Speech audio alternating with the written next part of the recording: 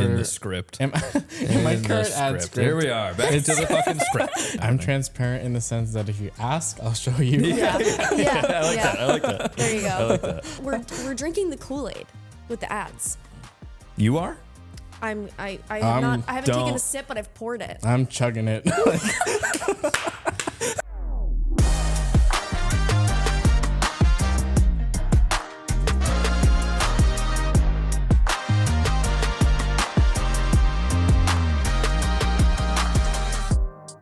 I'm taking Instagram very seriously now, though. That's my... Yeah, you guys been killing I cannot wait to bully you about your fucking paid ad campaigns. Oh my God. Hey, well, it just worked. 5 seconds ago, I had a scheduled meeting from my ad. Nice. That's not a close. Just want to be clear. Yeah, but it's a meeting. We're drinking the Kool-Aid with the ads. You are? I haven't taken a sip, but I've poured it. I'm chugging it. That's gotta be the intro. We're rolling. This is live. Let's start. I admit I've had some roadblocks, Sure. per se. So, we're having some difficulties closing, and I honestly don't know what the problem is. I haven't been able to fully diagnose it yet. We've made some adjustments that I assumed was part of the problem. What did you adjust? The actual ad creative itself. My goal was to try and add specific words and lines to hopefully be more of an instant qualifier. Sure. So I don't get on the call and they're like, oh yeah, so I can only do this much amount. What are we actually doing here? It's no. If you're on this call, you should know why you're here. And you should know roughly how much it's going to cost. Mm-hmm. So if they actually listen/watch the ad, they should know that. Yep. Interesting. And on my form, you watch the ad and you fill out a quick form, it's 2 questions. One of them is, I used to say, what's your revenue? Yeah. Because I was trying to diagnose it from there, or try and guess. Revenue, but then I changed it to be straight up, what is your monthly content budget? So there's no. But don't you think that you being the expert in this field, shouldn't you be telling them hey, ad spend is correlated to your monthly revenue and the monthly revenue that you want to achieve? Well, see, my offer isn't to make ads for people. Right. My offer, I'm still leaning on creating the organic social for people, which is also just that offer in and of itself has been a problem. I personally still am a true believer that it's a necessity for brands to still need organic social, but I'm not an idiot. I know it's not possible to track metrics for, you can't really have proof. You can obviously have analytics and statistical proof for the ads. An ad, you can show your client it's working by getting you X amount per ad spend. Can't do that for organic social. Organics is how many seconds are they watching it? How many people sent we it? can But track it's how engagement. But how is that helpful? Exactly. Engagement to them, is one it's thing. You can't track close deals off of that. Yeah. Glad 1,000 people liked it, but did I make any sales from that? Exactly. Are you using the script? What do you call the script? Are you a service-based business located in Springfield, Massachusetts?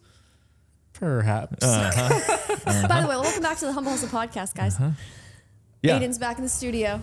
I'm here. We're in his studio, actually. Yes. Welcome to 130 Union Street. Yes. Best Springfield, new- Mass, baby. The best new content production space out there.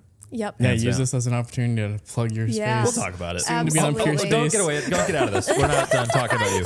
So We just changed the subject. yeah, don't do that. She started it. She was trying to help you. So here's my experience with the script. I am scrolling through Instagram, enjoying my life, doom scrolling as everybody does. Sure. And then this video comes up, and I'm like, oh. Do you know the I know TikTok that guy. sound that's and then I'm sitting here enjoying my time, and then all of a sudden, this agitating, grating voice. Isn't that from Dance Moms? Yes. Yeah. So that is exactly my experience with the script. Are You're you a not wrong. service-based You're business? not wrong.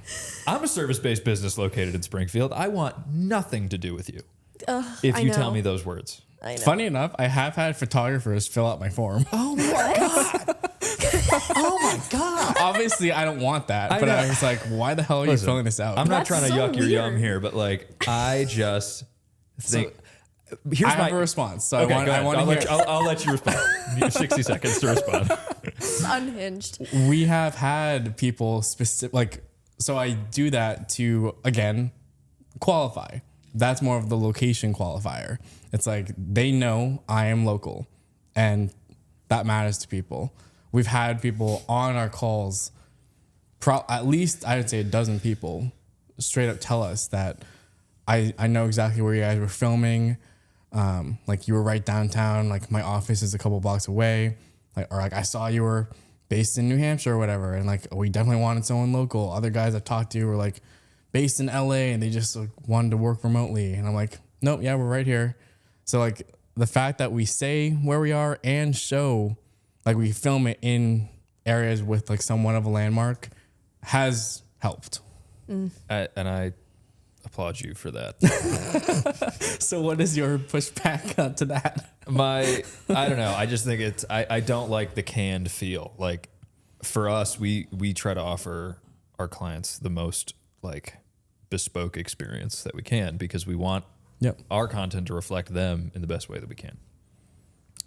The first thing that comes to mind when I hear, are you a service-based business located in Springfield, is I'm going to get the same content as that other service-based business that's filling out this form. And they're going to get the same content as the other guy that's getting it. It feels factory to me. It's also and okay, I'm going to say something, but I'm not an expert in this specifically. Sure. If I'm wrong, I apologize. Thank you for the disclaimer. Yeah. So you should have a disclaimer at the top of the show, just like everything we say is probably wrong. And you know what? Like, this is the same conversation the last time we were talking about Canon. Yeah. I was shitting on Canon because I have a personal opinion about Canon. Same thing here. It works. People are making bank on these If it videos. works for you, right? Exactly. And I love that for them. The reason I just hate it. That's all. the reason we say that out loud is so Andromeda. Have you heard that term? No. Or name? I think it's like what they're calling the like Facebook Meta ad or update to it or something. Like it's now called Andromeda or the Andromeda update or something like that. And in this new kind of version, it helps to actually say things out loud. It will like understand what you're saying and specifically target people like that. So like for hooks, the reason people say that in the hook is because they want to target service-based businesses. And that's not the only hook we use. Like I use I'm currently running 4 and they're all different hooks. So like I want to target. Can you give me a for instance of the other? I want to see if I'm scrolling away from your hooks or not. The one that's working right now is it's 2026 and it's like, and you're like something about like an empty content calendar, like let's fix that or something. I forget exactly. I like That's that. a good And one. that one's working really well right now. I'm there. I'm watching the video. Yeah. I haven't scrolled away yet. But then Yet. I want to work with HVAC people. So one of them specifically says like HVAC businesses in insert area. Are you blah, blah, blah, blah. Like, business is good right now, but yada, yada, yada. Right. Interesting. So like that's another reason we say it out loud because of like Doesn't that feel the AI Doesn't that feel tracks dumb though? Like, aren't we smarter than that? Like, No. we have to. But isn't that a problem? Like, Yeah. Yes. Of course you it have to is. spell out every little thing so Yeah. the freaking algorithm can put it in front of the right people. I know But then what the you right think. people that it's getting in front of, they're eating it up. Yep. Like for me, I don't know. Maybe it's because I'm in the space and I Yes. understand what a sales pitch is, right? Yeah. But like the second I see somebody trying to sell me something on Instagram, I'm gone. I'm out. Yeah, no, Instagram I ads feel the get me same all way. the time. Instagram ads get me the clothes. Oh my God. They get me, but it's not videos. It's like just the swipe. I'm like swiping. Nike will post. I'll be like swipe. I like that. I haven't clicked purchase yet because I'm trying to afford a wedding, but that's a whole other thing. I don't think I've ever bought anything off an Instagram ad. Oh, they sometimes they get me. I've browsed Instagram ads hard. I've browsed, Yeah. but never actually But the problem purchased. is, I like watches, for instance. I will say That this one looks nice. Came from Instagram, but I clicked on a watch ad one time, and that's all I get now is I just know watches. it's so Exactly. obnoxious. I've gone through other ads. I've clicked on other things. I've visited things that are not even close to watches, and it's still giving me watches only. It's like, Yep. but they So know annoying. I'll buy the watches. That, Yeah. Yeah. Sometimes I do that on purpose to then learn other ad structures. Interesting. Interesting. Like a good I'll idea. spend like a day purposely clicking on things, so then it'll feed me things for the next couple of days, and I'll use that as like a studying period to like try and learn how are they structuring ads. Yeah. Interesting. Well, I'll close this argument with, I think the whole concept of the, what do you call it? What's the business model called? The funnel, like the funnel, sales Like funnel. just Like paid ads. the whole, you're trying to get clients by running your own paid ads so that you could sell paid ads to other clients. Like, is there I feel a like cute it's just a name? sales funnel. I don't have a cute name for it. Regardless, to me it feels like quick money, and I don't quite know. In a way, it can be. So again, Right. my particular offer is not to create ads for people, but like our friend Alex, for example, that's exactly, he makes ads for himself to get ad clients, to make ads for the clients. Right. That you could argue is more quick money Yeah. than. Well, then let me challenge you on another aspect. We're not closing the argument yet. It's still open. It's still open. So you run these ads, you get clients to then buy ads through you or whatever. How many of the lead? Because you're guaranteeing leads, right? 100%, yeah. In most cases, it's like we're gonna, you need leads. We're gonna get you leads. Yeah, handful. And a lot of people pay for that. How many of those leads are qualified leads? And how many of them are like, what are the conversion rates? So the conversion rate is not good. I will say that publicly right Got now. his ass. But again, that's why like we continuously adjust things to hopefully improve that conversion rate. Because as of right now, no, it's not where I want it to be. But there are just so many factors. So it's kind of, it's hard to isolate what is the actual problem, because there's like 20 different variables acting on this at the same time. It's so So if confusing. you could change one thing and it will do nothing, but then if you change 5 other things, it will solve the problem magically. And it's hard to figure out which one of those variables to adjust. Right. It just takes time to figure It's that a out. lot of trial and error. That's why, we're working on things on the back end. That's why we changed the questions in the form. We changed the actual ad creative. We even have like a video, like a watch this video before you hop on our call. Nice. We've re-scripted that. We've refilmed that multiple times to hopefully improve the show up rate for the calls, which also can be hard. Like people fill out the form, sign up for a call, and just not show up. And that Now, happens. is that on your end or is that on your client's end? I would blame them. Like some people fill out the form, schedule a call, then 24 hours but like, later. from your ads, because it's twofold, right? Like you're giving the same product, you're making the same product for yourself that you're making for the companies that you're trying to obtain as clients. Yeah, more or less. So are the clients that you're getting from Instagram not showing up to the calls, or are their clients not showing up to their calls? Oh no, this, No. his The potential clients Yeah, that Your are supposed to potential talk to clients. me Got it. don't Okay. show up for their calls. So like that's why I have that. that's crazy. The to me. call, like just 2 days ago, we had one. He literally filled out the form the night before, scheduled the call, less than 24 hours later, didn't show up. That's so So crazy then, to me. but we make them fill out their phone number. So we wait 5-8 minutes and then we call them on their phone. Good. Okay. And that usually Okay. gets them. Good. Got Good. it. Good. So It's they like, just hey, forget. want Yeah. to make sure you're still going to hop on. Yeah. And then they're usually like, oh shit, yeah, I'll be on in a second. Yeah. Okay. So they just don't pay attention to their calendar. All right. We can move on. I like this. I still What- feel what a some way type to of start. way about it. That's the only reason Okay, why so then wanna I harp on want to it. know, like, so if those are your opinions on paid ads to Yep. get clients, what is your primary method to obtain clients? That's a great question. So we really traditionally have relied on word of mouth, which I know is not. It's not Same. reliable. It's not trackable. Never worked for me. Me too. It's not. It's none of these things, right? But it's worked, and we've gotten good repeat clients from it. We've gotten great new business from it. We're now starting to explore organic social as a better way to kind of just, again, establish us as industry experts, give us the credibility that we have, but, Right. you know, get I in front believe of in people's that too. faces. Yes. I'm doubling down on it as well. Yeah. And that's kind of our first step into social and eventually maybe paid ads. We don't Yeah. run any paid marketing. Because I was like, I wasn't sure. It's kind of hypocritical at first. I wasn't sure how effective organic social was actually going to be. But that's hypocritical because that's my service. That's my offer for clients. Right. Yeah. But then a couple years ago, I did like a challenge for myself. I posted 30 videos in 30 days or whatever.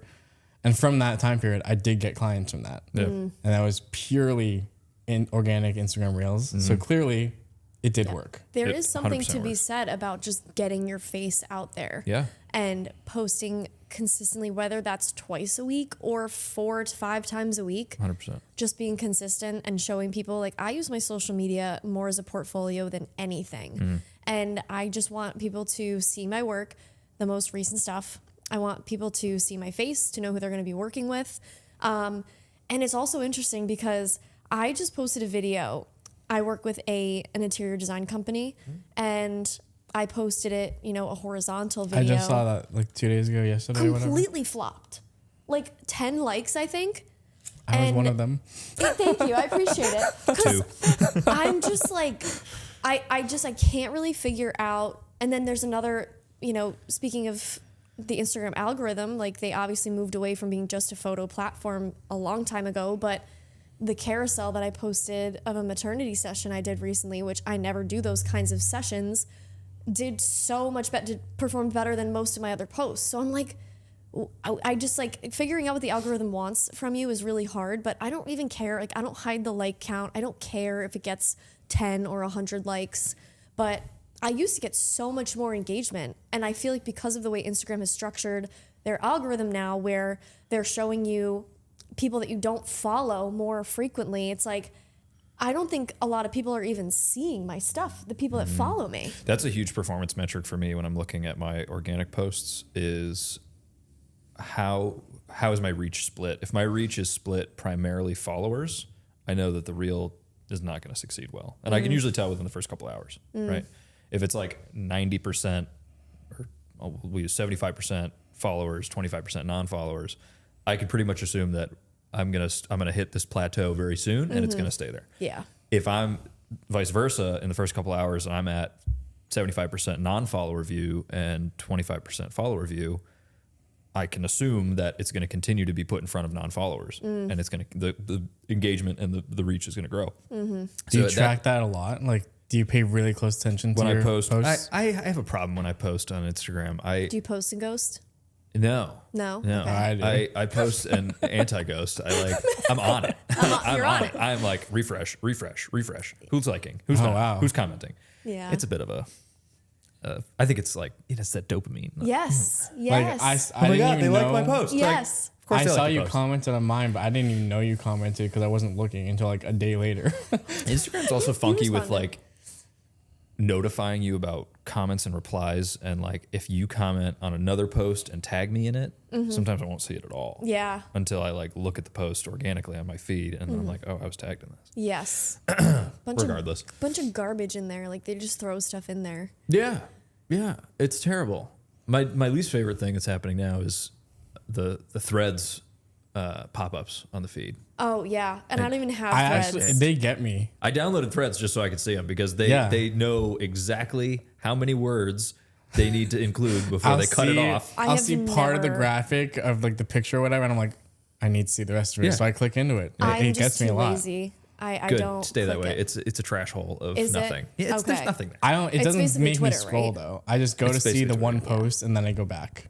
It's awful. Interesting. It's awful. I don't look at Twitter, at X anymore. Like, I'm Instagram, TikTok, sometimes Facebook, but really I'm just sharing what I post on Instagram to Facebook. Yeah. Because, like, I have an audience there that I've built, but it's hard. Instagram's always changing stuff. It is always changing. And that's why, like, we could sit here and talk about how it's changing and what we should be doing proactively to make sure that we are ahead of the curve. You're never going to be ahead of the curve. No. You're never going to know. Yep.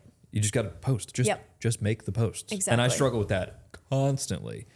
We have content we recorded that is just sitting in a folder that I'm not going to no. We post. just talked So about that. we just talked about Post that. it, like, all, whatever. Right. All Who year cares? last year I was so bad, and then over like the holiday break, I actually took a break. I didn't do anything, and then I finally had the chance. Like, okay, I'm not doing anything. Let me open these hard drives, and I counted. It's at least 45 reels. Good. So now I have a bank of 40 plus videos that I'm like about to schedule out and just be good for the next couple months. Yeah, that's great. That's great. The other thing is timeliness, right? Like if you're making something that has to do with a certain time of the year. See, that's the thing. All the ones If I you made don't are post like it, evergreen, you so I lose can it. post them whenever I want Good. to. Yeah. Good. Smart. Good. Yep. Anyway, enough social media talk. I I fucking know. hate social media. I do But too. that stemmed from the primary way you get clients is Social media? like, well, that was like your secondary thing. I kind of like you said Yeah. mostly the Yeah, Word of mouth. organic Word of mouth, social is right? working. So it's like word of mouth has always been traditionally good for us. Social media is also good in different ways, right? Like because you again, do we're a lot not- of networking groups. Yeah, a ton of like my clientele has come from just going to events and meeting people and exchanging info. But in addition to that, it's like building relationships with people. Like I don't believe that we're in the video business. I don't believe we're in the photo business. We're in the people business. Like you have to build solid relationships with folks if you want them to spend their money with you. And that's always been the foundation of what we try to do. Like I'll meet somebody, for instance, the call I was on before we started, I met this person 3 years ago. This is the first time we're working together. We've tried, but we're always see each other. We're always on social together, like liking the same stuff or interacting with each other on social. So there's that relationship there. And now it's finally turning around. So it's like, I'm not investing a ton of time, but I'm building this relationship over time, knowing that it's going to eventually turn into business. Yeah. You do have to play the long game. You got to play the long game. You do. And I think that's another reason why, to my core, this short money business seen model as a shortcut, just pisses me off is because I know the value in building long-term relationships. Sure. And I understand that this business model in particular does not thrive on long-term relationships. It thrives on, there's this video. I need video. I can form my long-term relationship Of course. after Yes. I Of get course. them. Yes. Yeah. That's the goal, right? Repeat clients. And I yeah. guess at its core, it's the same as going to a networking event and grabbing someone's business card, right? Essentially. Without the face-to-face, without understanding who these people are as people. Well, that's why we get them on a call as soon as possible, so we can get face-to-face. It's just different strokes for different folks. Yeah. Like I love meeting somebody, getting to know who they are, like on a, whether it's a professional level or even a personal level, and becoming friends with them. Because at the end of the day, I'm going to hire my friends. I don't want to hire some stranger, you know? That's why and I joined especially BNI. sorry to cut you off, but especially in a tight community like Springfield, Yeah. right? Like we're based in Springfield. We eat, sleep, and breathe Springfield. Everybody knows everybody in Springfield. So you still, I know we haven't talked a ton the past year, but last time we did have a deep talk, you were still pretty much only working in this area. Have you expanded out of Springfield much at all? Yeah, and this year a big push for us. Last year was a little bit more, getting the building open and kind of establishing roots a little bit. Other So there priorities. wasn't a whole lot of outward reach, but I was able to travel to California. I was able to do a couple of jobs out of state. And now this year, a huge push and a huge part of my time is going to be in Hartford, Worcester, Boston. Nice. Building those long-term relationships, going out and networking.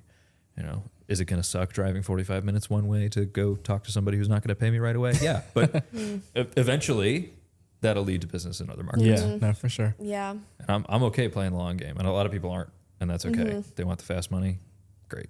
It takes so much time I found like I joined BNI probably like 6 months ago now and only gotten like 1 or 2 small jobs from it. But it's really hard to sometimes like convince people to work with you because a couple people have said to me like, we want to work with you. Like I have XYZ ideas. I'm like, great. We set up a meeting, we talk about it. Finally set a date with one of them, but there's another person in the group who's like just hasn't pulled the trigger yet. And I just think a lot of it may be pricing based, like maybe they can't afford packages. I always give people deals in the BNI groups. But it is not as like fruitful as I was hoping it would be. But again, I've only been there for half a year. Has So this it changed your takes mind time. towards BNI or like networking groups in general? Not yet, because I don't think 6 months is a long enough time to judge it. I'm going to give it a year and see how it does. And I also admittedly need to get more involved. Like I've only done a handful of one-on-one meetings with people in the group. So I need to be better about reaching out and connecting with people and like making the first step, because they're not always going to come to you. Again, like we know how important and like we know the value of our work and we know what it can do for a business. We've seen it. Yeah. But I think for a lot of people, especially people who haven't done professional photo or video at all ever, or like maybe not a lot, they don't really think that it's that important.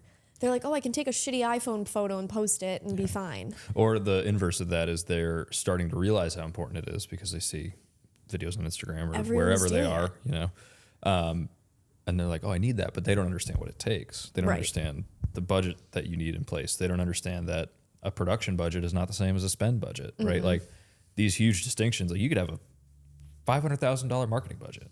Well, you should probably put like 20% of that to production, which I don't know if I should be saying that because I'm a production guy, but like you need to focus a lot of your attention into the spend, right? Yeah. So people don't get that. Yeah. No, And that was that's true. honestly a kind of a wake up call for me. It was like, these clients have huge marketing budgets. I love it. Yeah. And then I sent them a quote for production, and they're like, that money's not for you. That's not to make Yeah. it. That's to get it out there. It's crazy.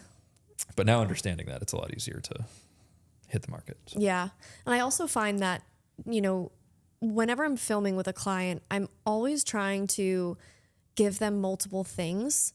Like I'm not usually producing one video. If I'm doing a brand video with a business, I will cut them a couple Instagram reels, like shorter versions of that, so that not only do they have something to put on their website in their email signature, something to send to clients, but also social media content from that. Like I really am trying to provide extra value with giving them more pieces of content that they can use. And it's not just like a one-off thing.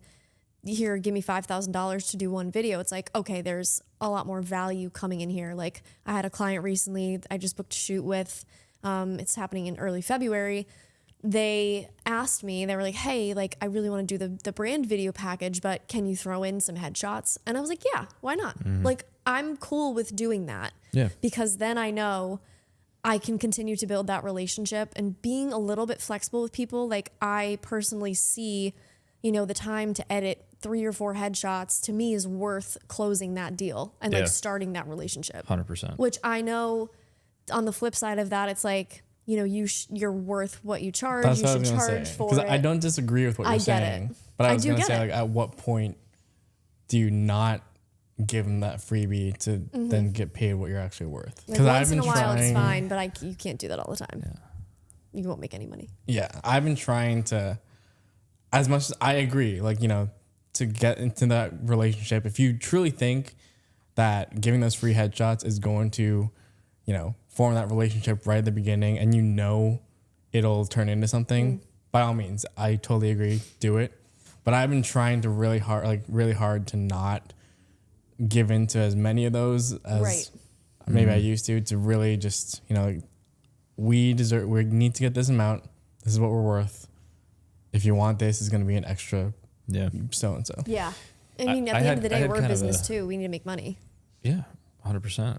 Yeah. I had a kind of a middle reaction to what you guys are having. So like last year from 2024 to 2025, we had a sizable price increase. And 2025, I was like, I know what I'm worth. I'm charging this is what I'm going to charge. And I charged it. And a lot of people said no. Yep. And that was like a huge shock to me. I don't know why I was shocked. I mean, hello, like you're People changing will things say no, overnight. yeah. Like, yeah, people are going to say no. And I have to be okay with that. And I kind of struggled with it a little bit.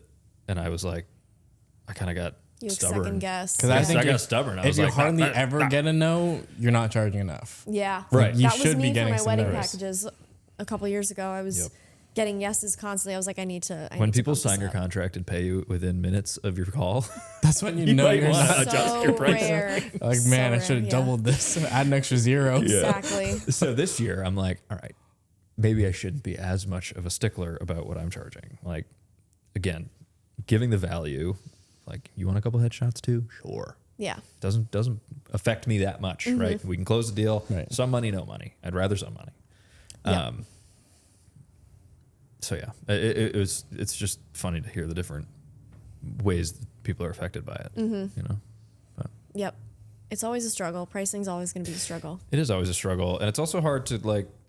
And we may have talked about this last time, but keep true with the whole market. Like we're all in this economy together, and if I'm charging $100 for something that you're charging $2,000 for, well, the clients are going to come to me Exactly. because they want to spend $100. They don't want to spend $2,000. I feel like I'm less in tune with industry standard pricing now than I ever have been. Yeah. Like I have no idea what other people are charging. Like I don't know where Yeah. I sit. Yeah. I can't really tell. It bothers the fuck out of me if I go to a website to buy a service and I don't see like at least a minimum price. Like the amount of wedding venues don't I've have looked at prices on our who website. I don't say either. like, you know, send us a message so I we'll don't get do you a that. quote. I can't, like, just give me a floor. Yeah. Because then it's wasting both of our times. You know what I mean? Like, give me a base package. I think it's a new hobby of mine, is wasting wedding venues' times, because I am also planning a wedding, and we put a couple of inquiries in, and I didn't answer them. Oh, yeah, that's the, I'm waiting until they follow up again. And I'm I gonna tell only them, do it now. for weddings. Wedding films, I do have a price. Yeah. Commercial stuff, anything else that's not a wedding, I don't. Well, because if you were like custom building packages, I get that that's hard. But like I have a couple packages that I can at least show people. Like here, this is what you can expect to invest in. See, Like I here's s- the bottom line for a brand video. I do have packages now that we have. you go. I've productized enough that, you know, we've essentially standardized things, but I still don't show it publicly. But you were at one point for the ads, you were telling people you can expect to spend between this range. Are you still doing that? Not in my current Okay. ad script. No. Okay. Or no, I said for in the script. in my In the current ad script. Here we are, back to the fucking script. It's saying for less than $3,000 Okay. is the exact sentence I say. Okay. But that doesn't necessarily mean we wouldn't charge more than $3,000. It's just maybe our starting price is less Yeah. than $3,000. The starting price is all I need. Yeah, I guess so. I believe in price transparency these days. I feel like everyone is looking for transparency in like a lot of aspects. For sure. Yeah, it's not something we've explored yet, but I'm sure eventually we could see that happening. I'm transparent in the sense that if you ask, I'll show you. Yeah. Yeah. I like that. There you go. I just won't show it without being prompted. Right. I mean, and you know, the reason why I do it is because, you know, I got an inquiry on Instagram, I think, for a wedding thing, and I sent my packages, and they were like, "Oh, I'm sorry, that's out of our budget." Great, sorry, but like, Conversation over. Yeah. yeah. I think it It makes is what sense it for is. weddings, though. Yeah. Weddings, it does. 100%. It does. 100%. Yeah. We have our weddings packaged, but you don't know the price until you book. We also offer so many other services that it's impossible for us to be like, can you do our wedding? How much is it going to cost? Like, I don't know. Do you need a DJ, lighting, sound, video, photo, and Oh, yeah. I a forgot photo you guys, booth too? Like, you guys what else? do all that. Or Yeah. champagne wall. A champagne wall. Hello. Okay, yeah. Oh, Love that's cool. that. Hello. Love that. Did you see it? Did you go? I'll show you downstairs. No, but We have it so projection fun. mapped right now. What does that mean? So there's this software. Can't remember the name of it. I do want to see the show. Yeah, I came straight I'll up the take you down stairs there. when I walked in. But yeah, there's a software that allows you to map shapes to uneven surfaces. So we've basically mapped digital signage onto the champagne wall. Nice. It's that's so cool. cool. It's That's so cool. really I'll show you guys cool. after. That's really cool. We're really starting to get like heavy on the tech. Heavy on the tech. Makes sense. You have to. You Yeah. have to. So for weddings, like, do people typically get like a lot of your Yeah. services or just a couple? For the most part, like all pretty much. So we did about 15. Can someone hire you to basically vendor their entire wedding? Yeah. So that's the whole goal, right? So we started with Wow. the That's history crazy. of the company. Nicole started back in 2011 as like an event DJ, doing your birthday parties and your quinceañeras and all these things. And then started doing weddings and did weddings from about 2011 to 2019, almost exclusively. Started adding in some lighting and some other services, but video came on. I think video we were doing a little bit of in 2017, 2018. 2019 is when I started, and we really started to build out the videography division of the company. And then from there, we added photo booth and all these other services. The whole goal is one-stop shop. So we want to be the second vendor. If you're booking a wedding, we want you to get your venue and then call us immediately. Because then we can say, you know, we know that space, we love that space. Here's what we would do for DJ, lighting, special effects, like CO2 guns and dancing on the clouds and sparklers and things like that. Here's where we'll put the photo booth. Here's, you know, all these other things.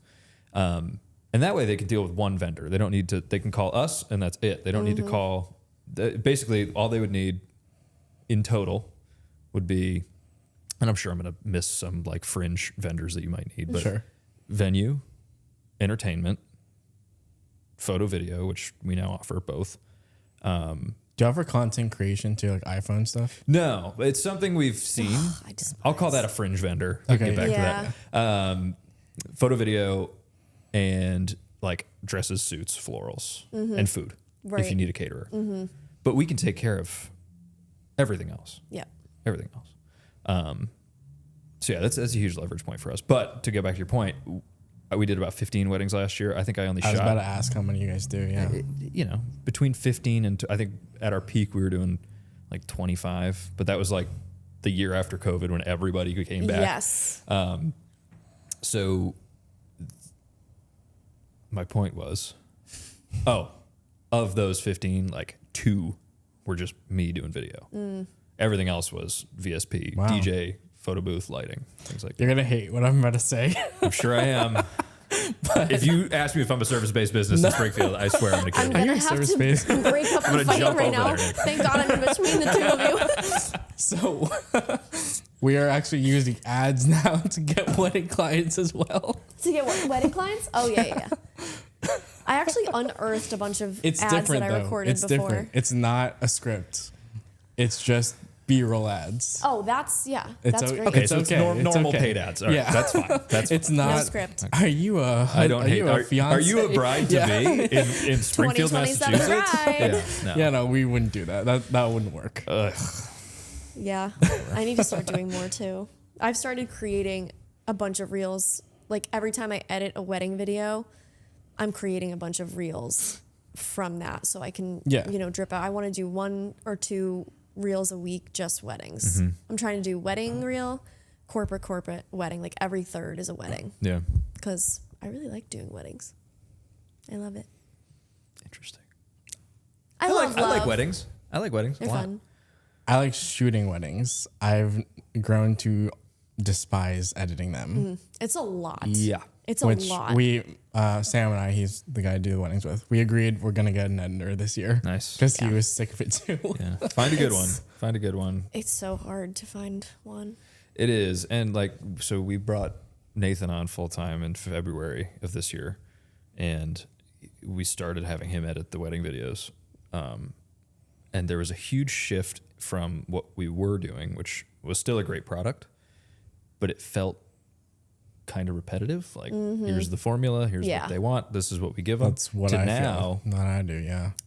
Each wedding video is its own very bespoke storyline. But he does them all? And he does them all, yeah. He's an incredible storyteller. Nice. And he doesn't even have to be there to watch the footage, pick out some really cool things that happened that day, and tell the couple's story for who they are, not for what the wedding video should be. So that's been a huge positive change for us this year, is getting to a more bespoke feel. You know? Yeah. I mean, similar to what we were talking about off the mics before we even started, like in both the commercial world and the wedding world, my strength is definitely being the one behind the camera. Like, I think I'm very good at actually shooting a wedding.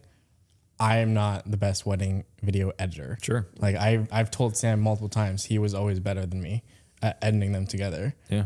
And that's okay. And I love when people acknowledge that about themselves. I've been a huge proponent for myself of I'm not an editor. I'm not an editor. I can edit and I can edit a good product, but I'm not an editor. Me either. If you gave me the choice, I would never edit again. Yeah, me too. Because I love production. I love producing. I love the production side of it. Editing, I can do without, just because of the time in front of the screen and all these things. But what we were kind of getting to before we started was niching down into something you're really good at, Yeah. not necessarily a specific type of work, right? So, for instance, to give the backstory, like we were talking, I think last year we were talking about having a niche, right? Like, is it important to have a niche in this industry? The answer is generally yes. We've never really seen that business model because I like doing all sorts of different projects. And I Keep it remember fun. when we talked about it initially, I was more in the camp of having a niche because I was working a lot with products Yeah. at the time. Yeah. And I envied you because I was like, I love product stuff. I want to get into it. And then I started doing it and I realized that it's really not my cup of tea. So keeping my door open to be like, you want us to shoot car content? Yeah. You want us to shoot social media content for real estate? Yeah. You want us to shoot, capital campaign video for your nonprofit? Of course. Like whatever, we're not niched in any specific industry. Yep. However, I've purposefully niched myself into the production side because I am good at pre-production and production. And now I have Nathan who's really good at production and post-production. And then if our clients need marketing services, we hire out, we have trusted marketing partners that we work with. And the whole goal of that is like, I can do it. You're going to get a shit experience because I'm not great at it. But I can bring in people who are great at it. And if you just work with me, I'll get you the right people to make this campaign work. Yep. Right. So that's kind of the whole concept of like niching down into something you're really good at instead of niching down into a particular industry and trying to do everything you're not good at. Yes, I agree. I'm in the same boat. I like shooting a lot of different things, and I'm very upfront and honest with people if they approach me about a shoot, like for senior portraits or family stuff or baby stuff. God, newborn shoots. I'm like, it's not my expertise. If you want, most of the time, it's people I know, and that's why. Like, if someone's comfortable with you, of course they're gonna want you to do it, even if it's not necessarily your specialty. But I'm just very upfront with people. I'm like, hey, I can do this. I'd be happy to do it for you, but I'm not gonna be the best. And here are some people that are the best if you really want like that whole experience. Yeah. So Yeah. And that's important. I mean, it keeps the creative economy alive, right? Like we all are pretty good at what we do, and there are people who are better, and there are people who are better at certain things than us, and we got to use them. Yep. We got to leverage them. Yeah. It's a win-win for everybody. Because the person who's really good at marketing gets to eat because I'm bringing them in. The client's super happy at the end because they not only had a great looking campaign, but it was effective and it got out to the market the way that it needed to be to get them the result that they wanted. So everyone's happy, Yep. Whereas the inverse of that is like a client comes to me and they're like, can you run ads? Can you shoot the content? Can you storyboard it? Can you script it? Can you edit it? Can you do all these Can things? you post it? Can you post it? Can you manage my social? And I'm like, yeah. And then I fall short in one of those aspects. Yep. In my case, it would probably be the posting because I can barely post for myself. Yeah. Same. I hate it. That's why we don't do it. I don't do it either. Yeah. But I'm going to fall short in one of those areas because it's way too much for one person to do. Then the client's going to be pissed. Do you personally handle all like the client onboarding stuff too? Yeah. Okay. Yeah. So I think last time we talked, my goal was to shift into more business development, less creative. I'd say right now I'm probably the same amount of creative plus more business development. It did not shift. It just kind of stayed the same and went up this way, which is fine. I'm happy as a clam. But the onboarding is all me. Is that something that you're okay doing, or is that something you also want to? Yeah, no, I love it. I think, and again, it goes back to the people business, right? Like I get to build these relationships every day. It's amazing. Yeah. And Yep. if I can get paid to do it, even better. Right. And if you're the one that they're going to be seeing on the shoot, Yeah. it makes sense that you're the one who's bringing them through the process. Of course. I don't see there ever being a day where I, obviously volume aside, like there might be shoots that I can't get to. Yeah. But I can't pull myself away from production ever. It's the whole reason I'm doing it is production. Right. Exactly. The bonus is I get to meet new people and I get to build cool relationships. So, yeah. I like it. So you mentioned like onboarding and everything, and we kind of talked off the mic about using some AI. So does that come into play in the onboarding process, or what part of the process is it? Yeah. So And what are you using? Firstly, let me preface this conversation with I think AI is a great tool. And I think there's a lot of buzzwords around AI that people get freaked out about, like content generation and AI is going to take my job. That's like the biggest thing I hear is we're all out of jobs. No, we're not. No, we're not. No. I'm sure everybody's heard this by now, but like AI isn't going to take your job, but somebody who knows how to use AI is going to take your job. Right. And for me, it's always been a matter of finding a pain point that I have and building a tool to fix that pain point for me. I'm not trying to offload my whole email inbox to an AI bot who's going to answer everything. That's just creating more problems, right? But I'll talk a specific instance. For me, going to these networking events, meeting new people, seeing a lot of new faces, sometimes you get a ton of business cards and you have to follow up with them. But the next day, I got work to do. I'm busy, okay, whatever. So it's either I follow up with them the next day or that night, or I sit on the business cards for 2 weeks and the meeting falls flat. Just a pile on your desk, yeah. And we can go in there right now. You can see I have a stack of business cards. I did follow up with them. And this is kind of where I like started this whole idea of like, okay, how can I use AI to help me with the follow-up? Not do the follow-up, but help me with the follow-up, right? How can I organize myself in a way that's going to speed up my follow-up time? Because the whole point of this is like, again, if I'm not getting back to them, I think, what's his name? Ryan Serhant in New York, the real estate guy. Yep. He has the thing where he's like, 7 minutes tops is how long he'll wait before he has a text message in their inbox. Wow. He's like, if I meet somebody, I text them right away. And that's like the most effective way to get people. 7 minutes. Yeah. I don't know where he came up with that number, but he's like, if I wait longer than 7 minutes, it's dead. Wow. So that was kind of floating around in my head. I'm like, okay, well, I'm waiting 24 hours to get back to them, or I'm waiting 2 weeks to get back to them. Right. What's that doing for my conversion rate? By then it's Killing cold. It's killing. Yeah, they're cold. They're cold. And they may be fairly cold to begin with, right? But at least if I can follow up with them right away, I have a higher chance of making them interested in what we do. Right. So I started developing this tool where it's very early stages. I have not launched this yet, and it probably won't be launched for the next couple of months, but it's fun to work. It's like a hobby project for me right now. So it's a form on my phone through Airtable, which is a great service for... I just recently heard about Airtable. It's like a spreadsheet on the most steroids ever. It's like the Arnold Schwarzenegger of spreadsheets. It's amazing. It's amazing. So I have this form on Airtable. It's on my phone. I fill it out. First name, last name, who they work for, where we met, all their contact info, and then a little note about what we were talking about. Like it could be 2 sentences, what we talked about and what I want to get out of them, right? Sounds a little aggressive, but like, what's the goal? Do I want to have a meeting with them to talk about video services? Do I want to get them into the studio to have a tour to show them what we're doing?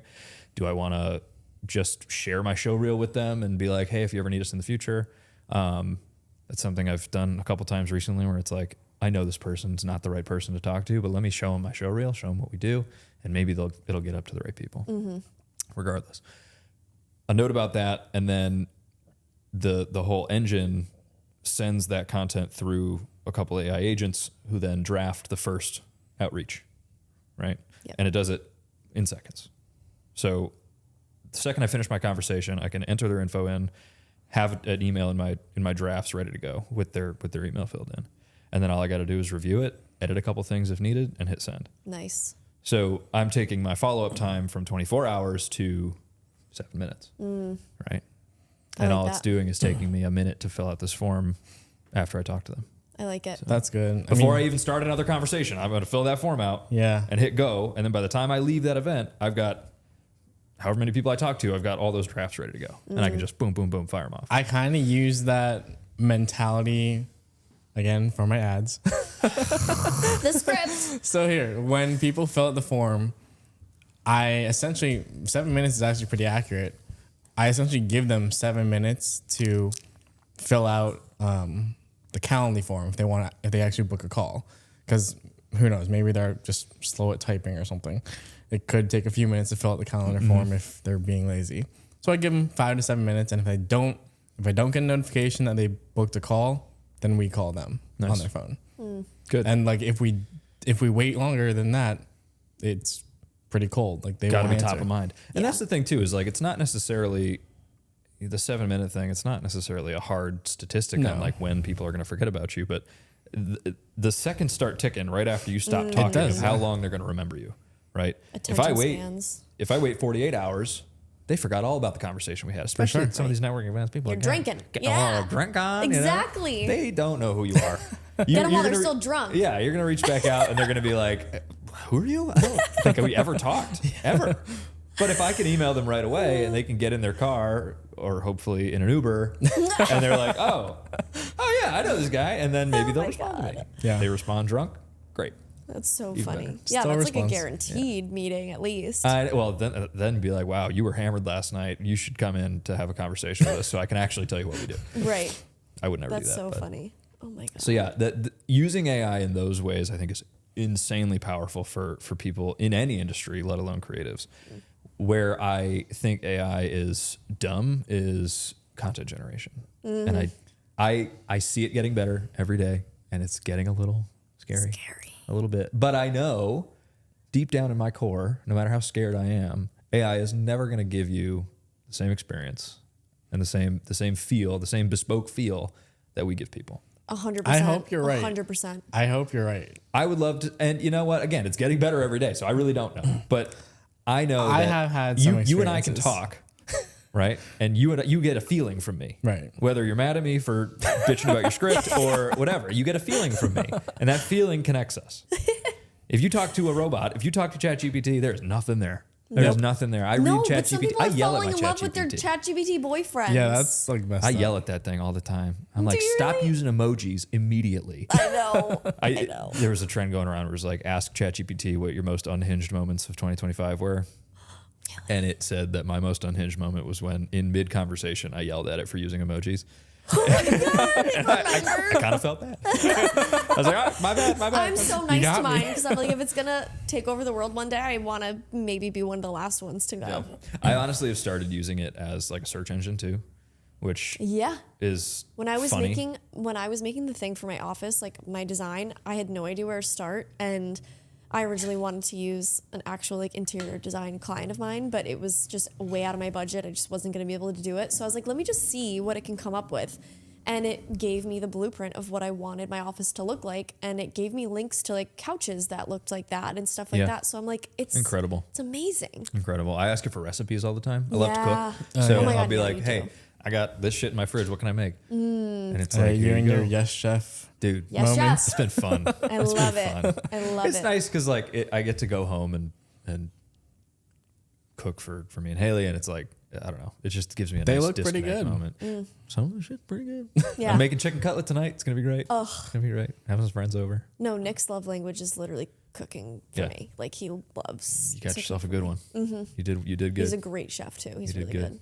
I keep trying to get him to make an Instagram page with his all like the recipes he makes, but he's barely on social media at all, so he wants That's to perfect. keep it to That's- himself, that's a and I get perfect. it. Yeah. Whatever. That's a perfect in. I know. I know. So I get that though. If I wasn't in the content production space, you would not see me anywhere. Same. Mm-hmm. You wouldn't see me. You wouldn't even know who I am. You wouldn't even know who I am. Okay, so I have something to say about AI though. Okay. So in one of my calls, and to be fair, I actually understand why they said this to me, because what they were asking for was very simple. It was a product stuff related thing, and all they needed was like product photos of it on like a colored backdrop or whatever. So they asked us like, oh, I assume you're just going to use AI, right? And I said, no, we do everything, live here in the studio. And they're like, oh, okay, like, we're probably just going to use AI. So I've had two people verbally tell me they're not going to use me. They're going to use AI instead. For product stuff, yeah, that's probably gonna be For one of the product first stuff, things I can to go. see it making more sense. Yeah. My pushback to that would just be, go ahead, Mm-hmm. do it. Yeah, no, I Go don't- make your content. On I it. don't Go try ahead. and convince Go them ahead. at that point. I'm like, okay, sure. You made your Yeah, mind up. Your mind is already do that made. before you even talked Exactly. to me. So go Right. ahead and do it. You just I- wanted to see I how much ended I was going there. to charge you. Exactly. No, Exactly. go make your content on AI and Yep. then come back to me when it flops. Because in reality, a lot of if I'm being sold something, I can tell immediately. If I see an AI video, I know immediately. I'm gone. I'm out. I don't want to see it. We explained to Some of them have them been the fooling me. authenticity. The ASMR videos are awesome. What is it? The AI ASMR videos. I don't think I've ever heard of it. So good. I Show me, do you have listen to show me. ASMR. I didn't know the AI Oh, ASMR yeah. is good. When I first started getting into the whole AI automation thing, I was doing a lot of research, and a lot of what people are using these automation softwares for is generating content and posting to YouTube Shorts. to a monetized channel. Really? I mean, it's like passive income. It just goes, and it'll take like top trends. The one agent will give the prompt to a video creation agent, and then the video creation agent will make the video, and then another agent will generate captions and do the posting. It just runs. What software are people using to create this stuff? That's my the one thing. that I use is called N8N, and it's a I forget what I was using. I've used Sora before, and I'm like on Sora. Yeah. But there's another one. for video creation. Yeah. So N8N is the automation software that I use, but a lot of people are using VO3, Sora, and Nano Banana. And is it Nano really that Banana's much good. cheaper than hiring a person to do it? Really? 100%. I mean, you're spending. It's all credit based, so like one credit is probably 0.006 of a penny or something like that. So you can buy a shitload of credits, but the agents use a lot of credits depending on what they're Right. doing. So, and it's all basically just paying for server time. Wow. That's really what it comes down to. But I put $20 into my ChatGPT, and that's going to last me for a year. You know? I also also pay- I I just also looked. pay for It's the premium. Runway. Runway's the other one I was using. Runway. Yeah. It's getting a little weird. It's getting a little weird, but I still don't think we're in danger. I don't think there's any immediate threat to it stealing our jobs. It's like, Yeah, because my thing is like, so if we're going to use AI for everything, like think about how much we're already so sucked into our devices. What's that going to turn into? I think if anything, it turns people off. Yeah, like Because then you're just seeing want fake human shit all day long. interaction. I want to go talk to somebody. A lot of people online are saying an AI video should need to be marked like this is AI. And there are some Some do it, but some not a lot. backstops in place to make that happen, but That's they're not why- really effective. the That's why Jake Paul Sora- videos, have you seen those? No. People have been making Jake Paul and putting him in like in skirts and stuff, and they look so real. Awesome. And he responded to it a while ago. It was so funny, but I'm like, it's crazy. Yeah, that's why Sora is like it's basically its own social media platform. Yeah. But the thing is, like when you're scrolling, you know everything on this is AI. Yeah. Some of them are funny. Some of them are So good. funny. Some are Yeah. funny. Like my favorite is the golden retriever that knocks on the old lady's door, and then the lady opens the door, and the dog opens his mouth, and just like a fire hose of water just blows the lady away. What? Like it's so dumb. absurd. It's so dumb. But so to kind of go along with that point, like Instagram content at one time, I would say like 2021 ish, like when things were kind of just getting back from COVID, it was like sales were effective on there. Organic salesy Yeah. content was effective. Like I could go to my real estate clients and be like, sell this house on Instagram, and they would, and they would get leads from Instagram, and they would sell the house. Now, people are sick of the sales, and they don't like I was saying, like they don't. I can tell when I'm being sold something, and I don't want it, and I'm gone. I think we're going to see the same thing with AI. People, it's kind of It's a phase. yeah. It's like, oh, No, well, no, it's that's a cool. phase. A computer made that neat. It's just a phase, Mom. And it's gonna go away. People are gonna be like, wow, I really miss seeing people. And they're gonna go back to people. And then like also, even talking about polished, like professionally made content versus I shot this on my iPhone. Depending on what the content is and what the goal of the content is, the iPhone's gonna perform better than the stuff we make. Yeah. And I tell clients all the time, I'm like, do not rely on me for your one and only source of content for Instagram. You have to mix it in. Right. Yeah. Yeah. No. And if you don't We mix do it that in, you're too. going to be pissed at me because your engagement's going to suck. But when people are scrolling and they see your funny organic iPhone content and they go to your page and then they see some really polished educational content, Exactly. then they're like, oh, this gives a little credibility. Exactly. Right. That's like Right. the perfect blend, right? Yeah. That's Yes. exactly what we say. Yeah. And again, I just think people are going to get sick of seeing AI shit all the time. And, you know, we're smarter than we give ourselves credit for. People are going to be able to tell if it's a human being or AI. And I might, we can have this episode again in a year. I might be wrong.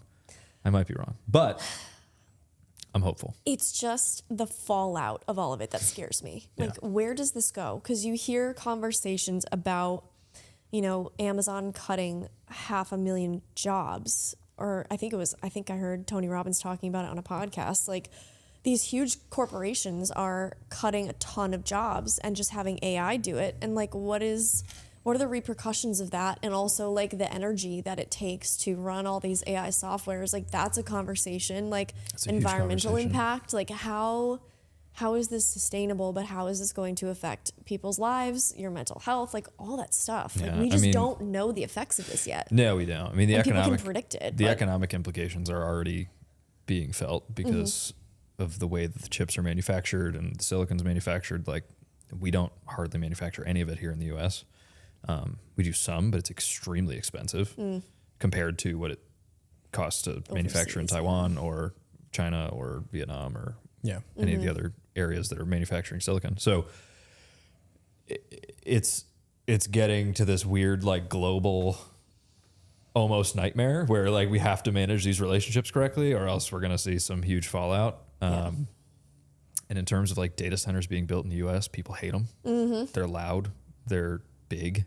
They take a ton of energy. They take a ton of water to run. people are saying their bills are going up. like Bills are going up. crazy. Energy's going up because that's just how utilities work, which also sucks. Yep.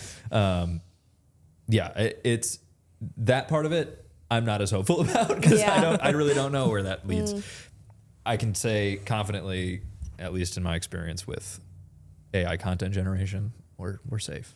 We got time. We got time. But We got time. it's getting better. But if you're not integrating AI into your processes in your business, You'll fall behind. better start. Yeah. You better start now. If you're just like gung ho about I file my stuff in this filing cabinet. I know where to find it, dude. You're done. Your business is dead. Toast. It's already dead. It's too late for you if you're still using filing cabinets. Yeah. No, I say At that. my dad. I say that facetiously, but like in all seriousness, you better get on the train. You better start figuring out the pain points that you have and using AI to solve them. Because while you're over here solving your little problem about, for me, while I'm worried about following up with clients, I'm saving myself 2 to 3 hours a week in follow up Yep. with this tool. And that may not sound like a lot, but what can I do with those 2 to 3 hours on the creative side that's going to make this business so much better? Yep. And what's another company who's saving themselves 10 hours a week using AI, spending their 10 hours on making themselves better and better and better. And while you're sitting there filing your files and writing your follow-up emails and what's another use case? Whatever the case might be, you're wasting time. Yep. And you're not getting better. While the next guy who's doing the same thing is taking hours away on administrative tasks and putting those 10 hours back into their business. Yep. And that's hugely important. It is, for sure. It's here to stay, I think, for a while. Of It's just, course. it just is a Of matter course. of where is it going to go. What's it going to look like? I don't know. I'm hopeful that we've got a lot of time left on this planet. I don't think it's going to kill us. I hope not. I get a little worried when I yell at my ChatGPT every now and You better again. be nicer. I'm like, man, it's coming after me for sure. Yeah, you're one of the When first ones to Terminator go. happens, it's on my front doorstep. I mean, in seconds. I have not been very nice. You know what? I'm going to go send a nice message to it. Yeah. Hey, I'm so sorry. Yeah, Are you having a good day? I I've been having kind a of good rude, day, yeah. and I apologize for that. I apologize for that. But, Please don't kill me. right. Yeah. Yeah. Well, that was great. This has Thank been you. so fun. This has been great. I want to do this more than once a year. Yeah, we should. We totally can. Yeah. I It mean, really has become just an annual thing. I Yeah. mean, yeah, let's do it every 6 months or so. Like, this We is should. great. I think, and like the value you're giving your followers is huge. So that's Thanks. cool. I love seeing all trying. the different guests you guys have. Thanks for talking about AI. We've been meaning to talk about it, but admittedly, I don't have like all that much experience with it. Like, I'm pretty much along with the average consumer, probably with using it. Kayla, but your business is dying. I know. I'll You're a get file into cabinet it. person. Piss or get off the pot. Get in I there. do not have a filing cabinet. Good. But yeah, I'm always happy to help too. If you guys have any questions, I've done a lot of. I'm a extremely amateur user, but I've done a lot of research on like how I can implement it, and I want to share that with people. So Yeah, However I and can help you guys. we'll have you back on and get an update once you have Yeah. it like fully up and running. I'm gonna get this sales engine like going. Yeah. I want to get it going. And I did some research on like what's out there already that can do this. And the answer was there are a couple of softwares that work in a couple of the aspects that you needed to, but none of them do it all. So fill in the gap. Right. Fill in the gap. you Right. know? And I'm not looking to start a tech company or build anything crazy. I need this to work for me. And I think that's where everybody their minds should be at. It's like, you don't need to be the next Apple Right. to create these. Like N8N, free. It's all free. I didn't realize that. The only thing you're paying for is credits when you're generating content, which takes $1 a year, depending on Right. what you're doing. Like it's so cheap. Wow, that's crazy. So cheap. So cheap. You know, you can have an AI virtual assistant for if you're, I mean, if you're $10 going an to, hour. I mean, like It's crazy. So It's crazy. freaking cheap. So the fact that more people aren't getting on it right away is you're going to see very soon who was stubborn against AI. And for me, I was that guy for a little while. And now, I was initially. yeah. Yeah. Now I'm Yeah. like, we got to do it. We can't. You Got to can't. do it. You know? You can't ignore it because it's coming. It's here. It's just going to continue to get more prevalent. Yeah. So, Yeah. Anyway, that's my preaching. All We'll done. have you back. We'll have you back to talk more about your systems and how it's working. That'd be great. Thank you.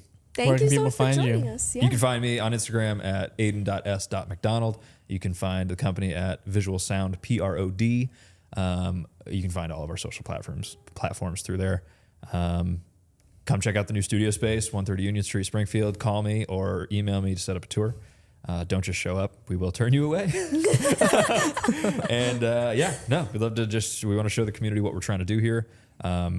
We've got a couple studio tour videos out on the website that you can go check out. So Nice. The end. Love it. It's a beautiful space. Thanks for letting us come and use it. Yeah. of course, anytime. Yay. All right. All Bye, right. guys. Thank you. Thanks for watching. Bye. Bye.